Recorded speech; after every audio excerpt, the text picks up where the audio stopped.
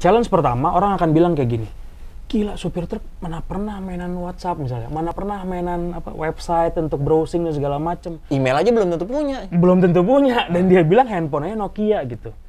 Tapi lucu nih, fakta yang gue temukan di lapangan, mereka punya Ndri sebenarnya. Ini akan gue sambungin ke statement gue bahwa kita terlalu ngerendahin bangsa kita sendiri menurut gue loh.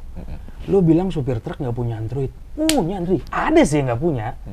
Tapi pada punya juga. Mereka tuh report ke bosnya pakai WhatsApp gitu. Oke.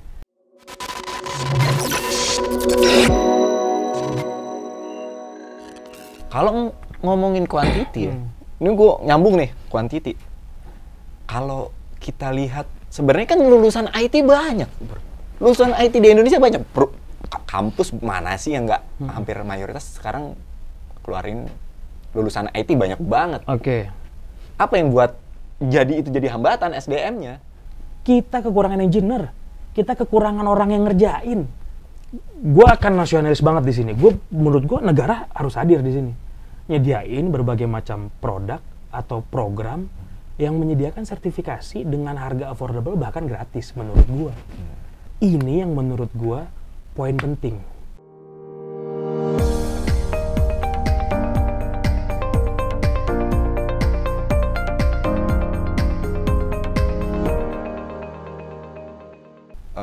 Jika kita ngelihat dari segmentasinya, lu lihat aja dari price-nya. Iya, betul. Dan lu akuin bahwa target segmen perusahaan lu itu memang menengah ke bawah. Betul. Betul kan? Betul. Nah, perubahan tadi kontradiktif tuh sama transformasi digital yang biasanya untuk well educate gitu well ya. educate gitu. Padahal perubahan itu untuk target segmen lu yang tidak seperti itu. Belum seperti itu. Hambatannya pasti ada. Atau banget. Gimana? Gue akan bilang gini, hambatan kita akan keluar dari internal sama eksternal. Kita bahas eksternal, lo bahas yang tadi masalah customer ya, pengguna jasa. Kita nyebutnya pengguna jasa. Pengguna jasa kita kebagi dua nih, Ndri. Ada yang well educate, ya, kelihatan dari apanya? Kelihatan dari apa yang disetir. Si pembawa kendaraan pribadi ini adalah owner. Sementara satu sisi lagi yang bawanya truk ternyata bukan owner. Rata-rata dia drivernya gitu. Dia di belakang dia ada perusahaan. Nah, kalau gue boleh nyebut bahwa yang ini well educate, yang ini low educate ya, bukan tidak educate juga, tapi low educate, spesifik ke digitalisasi, ini yang menjadi challenge kita. Jadi yang ini, pasar ini tuh kurang lebih, kalau dari jumlah, dia 57%-an. Pasar yang kendaraan pribadi. Yang truk ini 43%-an. Tapi, secara Pareto nih, yang truk ini duit kita, Ndri. Jadi, SDP tuh bilang, men ini beda jauh, lu naik nyebrang ke Merak, lu cuma bayar 400 ribuan. Sementara si truk ini setidaknya lo bayar 800, paling tinggi 3 juta. Kan duitnya di sini dong. Lo serve Avanza, yang keluar dari Avanza 8 orang. Kakek, nenek, cucu, semuanya. Tapi kalau lo serve Tronton, yang keluar paling 2 orang. Supir sama kenek. Tapi barangnya lo? Iya, tapi kan secara servis lebih gampang ngatur 2 orang dong. Sih. Nah, ini yang jadi challenge kita. Akhirnya, gimana caranya nih supaya orang ngerti? Apa sih hal tersulit di digitalisasi buat kita? Yang pertama, nyuruh pengguna jasa kita jangan beli di pelabuhan gitu. Simpelnya itu, lo belinya sebelumnya dong. Harga lebih affordable. Karena kalau dia di pelabuhan, dia kan mesti ada bayar pengurusannya gitu kan. Ya udah, ini yang paling sulit. Challenge pertama, orang akan bilang kayak gini. Gila, supir truk mana pernah mainan WhatsApp misalnya, mana pernah mainan website untuk browsing dan segala macem. Email aja belum tentu punya. Belum tentu punya, dan dia bilang handphonenya Nokia gitu. Tapi lucu nih, fakta yang gue temukan di lapangan, mereka punya Ndri sebenarnya. Ini akan gue sambungin ke statement gue bahwa kita terlalu ngerendahin bangsa kita sendiri menurut gue loh. Lo bilang supir truk nggak punya Android, punya Ndri. Ada sih nggak punya, tapi pada punya juga. Mereka tuh report ke bosnya pakai WhatsApp gitu. Jadi dari situ kita berpikir, kalau emang lo ngerasa ini segmen yang lo educate, perusahaan bilang, ya udah kita bareng-bareng sama dia, kita educate pelan-pelan sampai akhirnya mereka bisa. Itu yang kita lakukan. Prosesnya di 2019 kita mulai aktifkan online. 2020 dalam waktu 1 tahun 100% online. Jadi lu kalau nyebrang sekarang ke Merak, lu nggak boleh beli di sana, lu mesti online. Bisa ternyata. Walaupun mungkin di lapangan si supirnya mungkin dibantuin dan segala macam kayak gitu. Tadi pihak eksternal. Nah, sekarang internal. Apa aja nih hambatannya? Nah, oke. Ini menarik nih. Gua akan bagi 2 nih, Indri. Internal di sini adalah yang melakukan apa nyebutnya, doernya sama si followernya. Gue bagi dua kayak gitu. Karena kan ada generasi yang beda lah ya. Orang-orang yang sudah tinggal di situ sebelumnya adalah gue sebut sebagai mereka follower yang bakal menjadi pelaku juga nantinya. Tapi mereka akan nerima nih, visi lo ngapain sih? Oke, mau bikin online segala macam kayak gitu kan. Nah yang tadi gue bilang sebagai doer atau sebagai yang melakukan, eksekutornya, ini adalah mereka-mereka yang menjalankan sistemnya. Menariknya, challenge-nya, gue akan bilang gini, di SDP internalnya alhamdulillah nggak ada yang nolak, man. Alhamdulillah patuh gitu. Dia samina watona kalau kata pimpinannya bergerak digitalisasi mereka bilang. Cuma challenge-nya ternyata kita kekurangan orang yang ini biar halus nih gue sebutin. Jadi kita kekurangan capacity lah gitu.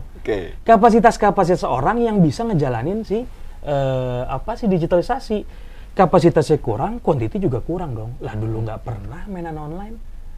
Simple deh gue sebelum masuk ke digital ya, simple ngomongin sosial media. Dulu nggak ada yang mainin sosial media SDP. Pas gue masuk, followernya 600. Sampah banget lah ibaratnya gitu. Mereka emang nggak diurusin. Kurang, bukan mereka nggak mau, nggak ada kapasitasnya, nggak ada kuantitasnya. Itu internal. Jadi kalau orang bilang banyak resistensi nggak? Alhamdulillah nggak, men. SDP kompak. Cuma capacity, quantity yang kurang. Kalau ngomongin quantity ini gue nyambung nih, quantity. Kalau kita lihat, sebenarnya kan lulusan IT banyak. Lulusan IT di Indonesia banyak. Kampus mana sih yang nggak hampir mayoritas sekarang keluarin lulusan IT banyak banget. Oke. Apa yang buat jadi hambatan SDM-nya? Nah, kalau gue penasaran kan saat gue join, terus kita mulai tuh kan cari developer apps. Kayaknya itu doang yang bermain gitu. Kok orangnya ini doang gitu.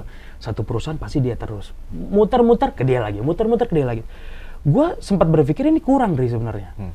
Kalau kita coba telaah lagi, kapan sih kita mulai rame-rame masalah IT-ITan ini kan cuma beberapa tahun ke belakang, Dri. Jadi kalau lo bilang sekarang kan banyak IT, mereka baru belajar, belum siap pakai gitu. Saat itu di 2017 kurang, Dri. Kita kekurangan engineer, kita kekurangan orang yang ngerjain. Akhirnya ketika udah ada unicorn, ketika Gojek meluap ya, terus dia bikin macam-macam Silicon Valley di Jogja gitu kan, terus Grab akhirnya masuk, baru semuanya latah ngikutin. Tapi manfaatnya, gue bisa bilang mungkin baru tahun ini atau tahun depan Dri, kita bisa ngerasain, karena tenaga-tenaganya udah mulai siap. Tapi saat di 2017, tenaganya kurang banget menurut gue. Jadi visionernya nih, si yang pembuat visinya, macam-macam gue di-hire untuk membuat visinya banyak. Orangnya, lu mau apa? Oh, gue mau A, B, C, D. Pas datang ke penerapannya, angkat tangan. Yang ngerjain sedikit. Praktisnya deh. Apa yang paling dibutuhin? Programmer? Atau apa? Nah, yang paling, jadi yang menurut gue kalau diurutin ya. Pertama, nggak boleh lupa, kita tuh butuh sistem analis. Menurut gue, di lingkungan gue, kita kebanyakan business analis. Business analis itu yang ngatur, oke, gue pengennya kalau sekarang jualan 10 mobil, besok jadi 100. Kalau sekarang belinya bisa lewat mobil, bisa go show, terus bisa online. Business analis. Yang kurang sistem analis. Jadi orang berpikir, oke, gue pengen jadi developer. Developer kan banyak sekarang tuh, kursus-kursus segala macam. Tapi kita kekurangan sistem analis juga nih. Sistem analis adalah yang membahasakan kemauan bisnis, jadi bahasa programnya mau kayak gimana gitu. Secara sistem, nanti kan kalau ngomongin pembuatan software, udah ngikutin SDLC tuh. Lo ngerencanainnya gimana, ngeksekusinya kayak gimana, kita butuh sistem analis. Itu yang pertama. Yang kedua, jelas, kita butuh developer dong. Developer kan mainannya sekarang bisa website, ya, apps, dan yang lainnya. Kita butuh itu. Dua itu yang jadi urgent. Nanti turunannya developer banyak tuh, Dri. Kita butuh UI UX specialist, kita butuh bagian pembahasan database-nya doang. Wah, sekarang lagi naik daun banget lah yang bau-baunya IT itu dengan kemampuan khusus tertentu. Evennya contohnya lu cuma bisa Android doang, laku. Oh enggak, gue cuma bisa UX doang, laku. Oh lu cuma bisa database doang, laku sekarang. Sekarang dibutuhin banget. Kalau misalkan kejadian nih, lu udah dapet nih orang buat bekerja di perusahaan. Ternyata perkembangan teknologi kan cepet ya. Iya. Bisa 1-2 tahun itu cepet banget. Dia kan bisa dikatakan nanti 3 tahun tuh udah usang. Betul. Gimana updating pengembangan SDM-nya gitu? Apalagi menurut lo IT itu banyak dibutuhin juga sebenarnya. Iya. Nah, ini yang kalau gue memposisikan, gue adalah orang yang mesti punya mau. Gue yang mesti update dunia itu lagi bergerak kemana. Kalau sekarang lagi ramenya e-commerce, gue nggak boleh ketinggalan. Gue butuh e-commerce-nya juga. Kalau nanti ternyata orang udah nggak pakai e-commerce, ya gue mesti ngupdate. Atau contoh paling gampang, dulu orang bayar pakai ATM, terus rame pakai e-money, sekarang e-money-nya tenggelam.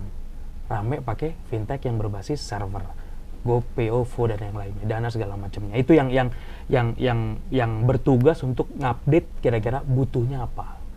Tapi lagi-lagi sampai sekarang pun gue berani kasih statement, kita masih kekurangan menurut gue. Kita masih kurang. Jadi gue punya mau, tapi ketika gue pengen terjemahkan itu jadi sistem, itu yang masih kurang menurut gue. Yang ngerjainnya masih kurang. Mungkin pengetahuan gue terbatas, tapi buat gue sekarang itu susah mencari yang kapasitinya cukup. Mungkin lo tadi bilang kan di 2016 sudah banyak nih, baru bisa kita pakai sekarang, tapi portofolionya dikit. Oke. Mereka butuh yang lebih banyak bikin terapannya. Gue setuju banget nih sekarang anak SMK udah banyak yang di bagian IT segala macam, karena emang butuh, men. Programmer yang kemarin gue hire itu SMK. Artinya SMK punya kesempatan yang sama dong? Bener, karena kan bikin satu sistem itu ada leadernya, sistem analisnya, ada doernya kan, ada yang nge-coding nih. Yang nge-coding ini kan untuk di SMK aja mereka udah bisa, dan mereka kan butuh reputation untuk jadi excellent gitu. Itu yang dibutuhkan. Jadi sekarang sih kalau dulu kan ya, kalau zaman kita seumuran lah ya. Zaman dulu nyari kerja kan S1, S2 kan.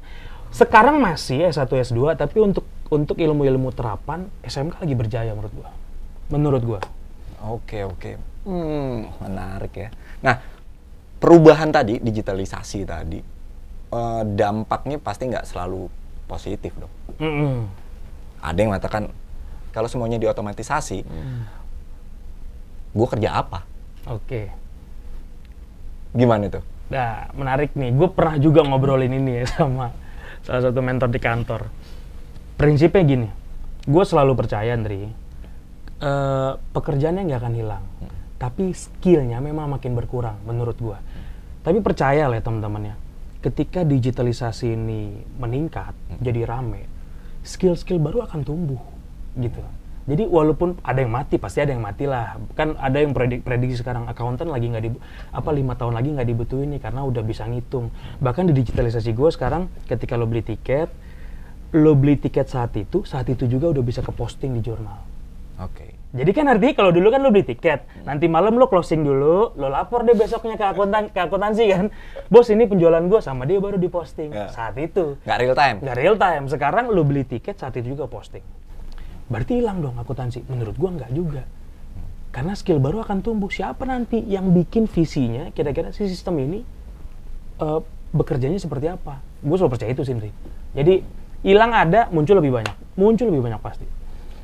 Artinya kemampuan digital itu udah pasti harus dimiliki oleh banyak orang ya saat ini.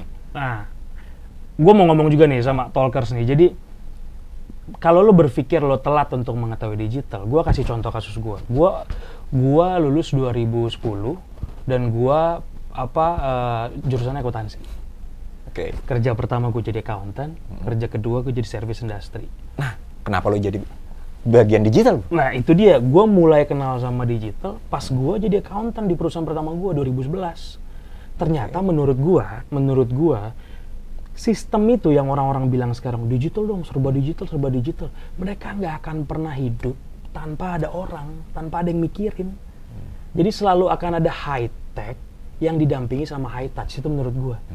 Jadi kalau lo ngerasa gue telat atau enggak, pakai skill lo sekarang, pakai skill lo, pengalaman lo yang dulu-dulu. Kalau lo ngerasa gue udah 10 tahun kerja, gue udah nggak ngerti digital, enggak. Justru lo sekarang jadi usernya, jadi bisnis analisnya. Lo bayangin nih, dari 10 proses yang lo kerjakan, kira-kira lo pengen lebih gampangnya jadi berapa? Ini nggak akan bisa dilakukan oleh sistem kalau nggak dipikirin. Oke. Soal ngomongin pengembangan SDM di bidang digital nih ya, lo seberapa penting sih dan SDM di bidang digital itu yang buat perusahaan lo? Dan kalau lo sebagai user, ada 2 orang nih, yang satu sertifikat, yang satu enggak. Lo bakal pilih yang mana? Untuk awal ya, untuk di awal. Untuk di awal kan, sertifikat lah. Udah jelas. gue first impression kan gue butuh diyakinkan dong di first impression gue nggak mungkin lah ngecekin dia kerjaannya kayak gimana. Sekarang nih ya, zaman sekarang gue nggak gue declare dulu nih, bukannya artinya lulusan mana nggak penting, tapi zaman sekarang yang apalagi di bidang digitalisasi penting banget lo punya skill yang real gitu. Cara ngasah skill yang real adalah dengan lo ikut sertifikasi tadi menurut gue. Jadi kalau gue tanya, oke, ini ada nih misalnya satu kampus A misalnya non negeri kita sebut gitu ya, satu kampus B negeri misalnya kayak gitu ya. Tapi yang si A non negeri ini sertifikasinya banyak, kerjain proyeknya udah banyak juga. Yang B ini negeri tapi fresh grade. Bawa nama besar lagi. Bawa nama besar misalnya. Bukan artinya yang negerinya bagus, tapi untuk ilmu-ilmu terapan sertifikasi is a must menurut gua. Nah, karena kita udah ngomongin sertifikasi. Tapi kan sertifikasi sorry ini, mahal. Lu nggak semuanya bisa ngikut sertifikasi, gimana? Ini yang agak kontradiktif jadinya sama statement gue yang di awal. Gue bilang SMK kita lagi butuh banget. Kalau dibayangin SMK, bukan gue ngecilin ya, tapi SMK kalau punya duit, cari sertifikasi sekarang tuh rata-rata berapa sih di angka paling murah bisa di 4, 8 juta, bahkan ada yang 32 juta tuh. Yang favorit tempatnya, lu bisa Google lah, banyak gitu.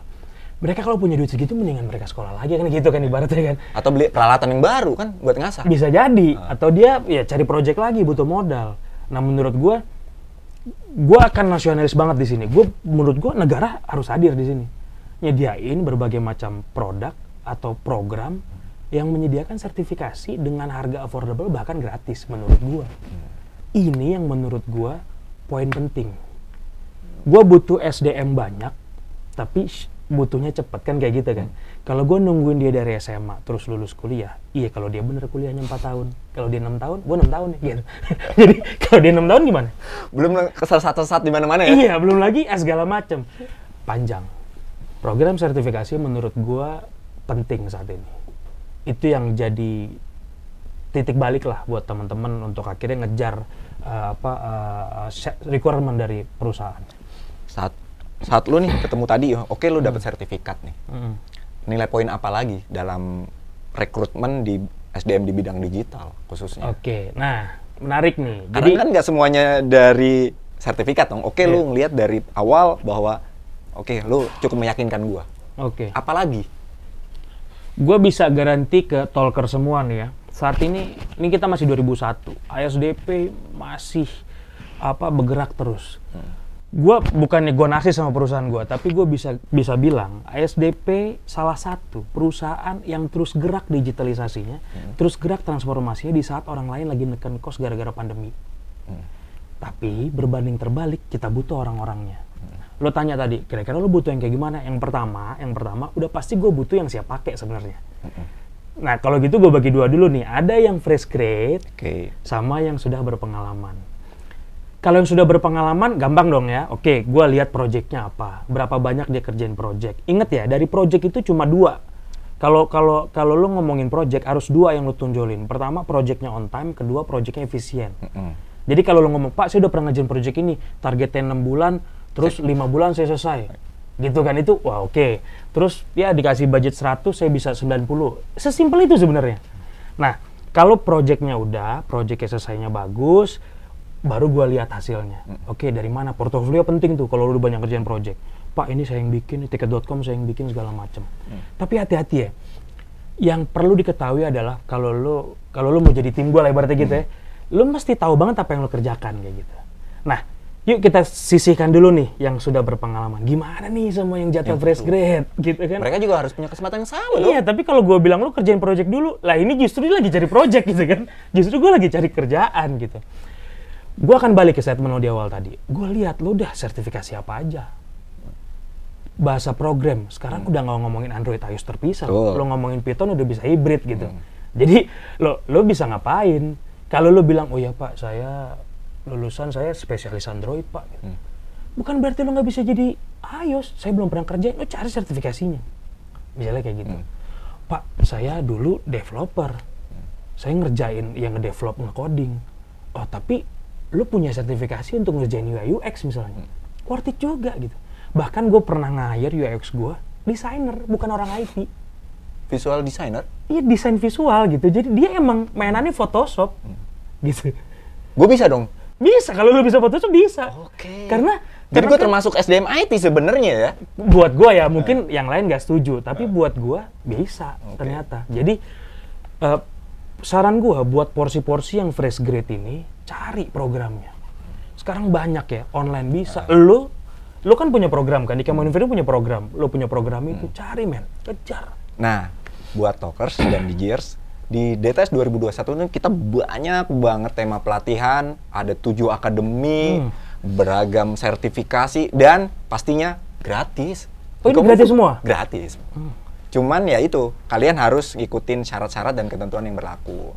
Dan jangan lupa daftar di digitalent.kominfo.go.id. Nah, selain itu, di DTS 2021 juga ada namanya pasca pelatihan nih.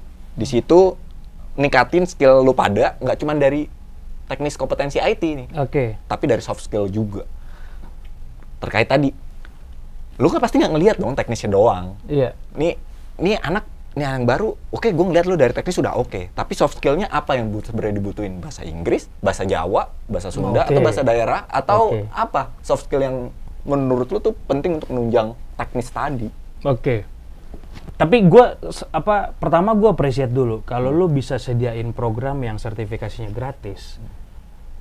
Menurut gue ini keren banget, ya kan? Karena gratis, banyak orang yang bilang gratis tuh pasti ujung-ujungnya cuma level 1 doang, nanti level 2-nya suruh bayar. Tapi kalau ini negara nggak mungkin lah lo bohongin rakyat lo kan. Jadi udah pasti lo bikin sertifikasi yang komplit. Nah, kalau lo tanya sama gue, oke, lo butuh soft skill kayak apa misalnya? Gua nggak generalisir, tapi kebanyakan yang gue temui, para programmer kita ini, sebenarnya developer kita ini, mereka tuh punya visi yang bagus juga, apalagi udah sering banyak kerjain. Tapi mereka tuh kadang suka mentok gitu, suka selalu gini patokannya, gue kan orang IT, wajar lah gue geek gitu, wajar lah gue agak nerd gitu. Ya enggak men, lo mesti latih kemampuan lo juga untuk menyuarakan pendapat lo.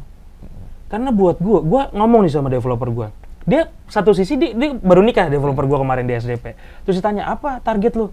Pengen pak, saya jadi manajer gitu pak, jadi bos, punya tim, kata dia. Tapi skillnya kan teknis doang. Nah kan gue bilang, tapi kan lo rutinitas lo itu terus. Akhirnya gue bilang, men, yang pertama, soft skill kita, lo mesti tahu gimana cara ngajarin orang. Biar lo siap untuk ngelepas kerjaan itu. Caranya bisa ngajarin orang apa sih? Ya, lu bisa ngomong dong, jangan diam doang kayak gitu. Itu ngomongin soft skill kan akhirnya. Nah itu dia kebanyakan anak-anak IT di persepsinya adalah ya lo kan cuma ngomong sama komputer gitu. Nah makanya soft skill tadi itu berarti penting kan? Penting banget ya, penting. Jadi gue nggak tahu nih, gue belum terjun dalam tentang programnya DTS. Tapi kalau DTS akhirnya bisa ngebuat satu paket lengkap itu menarik banget. Karena yang pertama, tapi patokannya gini Indri, patokannya yang pertama ya lo harus jago dulu sertifikasi ini. Lo ambil yang mandatori dulu, ya codingnya, bahasa pemrogramannya, atau apapun ya, sistem analis dan yang lainnya lo mesti bisa dulu. Dasarnya dulu mesti update dulu. Sekarang pakai apa sih database-nya gitu. Jangan lo akhirnya masih mikir yang lama. Baru setelah itu lo perkaya sama soft skill lo. Dan menariknya adalah, gue nggak tahu nih, apakah program lo bisa akhirnya mereka misalnya join ke perusahaan-perusahaan yang lain atau kerja sama magang dan segala macam. Karena menurut gue, untuk teman-teman yang fresh grade, ngejarnya adalah dapat jam terbang. Itu penting, sertifikasi lo punya, jam terbang lo punya, harga lo mahal. Nah, terkait hal tersebut, di DTS 2021 juga ada namanya program pasca pelatihan dan tentu saja ada namanya aplikasi Simonas. Nah, di aplikasi kita itu kita talent pool atau menyalurkan atau memfasilitasi teman-teman dari sisi industri dan sisi pekerja untuk dijadikan di situ, bertemu di situ khususnya dalam bidang IT. Seperti itu. Jadi nanti teman-teman yang lulus di DTS 2021 yang udah ikut pelatihan-pelatihannya bisa gabung di pasca pelatihan atau di Simonas. Nah, di situ kita akan mempertemukan Anda dengan teman-teman dari kalangan industri ya, untuk yang cari di SDM di bidang IT. Kita ada di situ. Gitu. Wah, menarik. Kalau gua sebut Gojek udah pada tahu lah. Iya, itu termasuk salah satu mitra kita. Kita. Nggak tahu bisa diklarifikasi, tapi Gojek dulu bikin kayak Silicon Valley gitu di Jogja gitu. Jadi menurut gua masih tetap statement gua masih tetap di awal Indri. Gua bilang kita kurang Jadi kalau ada wadah dan lo hadir, negara hadir untuk menyediakan wadah ini menurut gua jadi angin segar buat kami-kami yang sudah di pelaku industri untuk dapat tenaga di dalam negeri. Nah, oleh sebab itu, Talkers dan Digers, DTS itu adalah fungsinya untuk membantu kalian, mendekatkan kalian dari sisi teknis, dari sisi kompetensi ke teman-teman di bidang industri. Itu fungsinya. Nah, selain itu juga kita juga meningkatkan nilai plus kalian dengan sertifikasi tadi. Tentunya seperti itu. Oke, terima kasih udah gabung nih sama kita, sama obrolan yang asik ya. Iya, mudah-mudahan nanti ketemu lah sama Talkers kalau di jalan, negor ya. Bisa jadi satu tim juga oke tuh, Nri. Dan buat teman-teman yang mau ikut DTS 2021, ikut gabung di kunjungi website kita di digitalan.kominfo.go.id, ikuti di situ, ikuti juga website dan sosial media kita, di seluruh akun media sosial kita, semua informasi penting ada di situ. Wow. Oke. Dan juga makasih nih buat Pak Rizky Dwianda yang udah gabung, yang udah sharing banyak banget tentang pengembangan SDM, transformasi digital, dan tips dan triknya saatnya kalau lu gabung, saat lu mau masuk ke dunia industri, khususnya dalam jalur bidang IT. Digital IT. Oke. Thank you semua udah gabung dengan kita. Sampai jumpa di episode selanjutnya. Salam digital. Dadah Talkers. Dadah.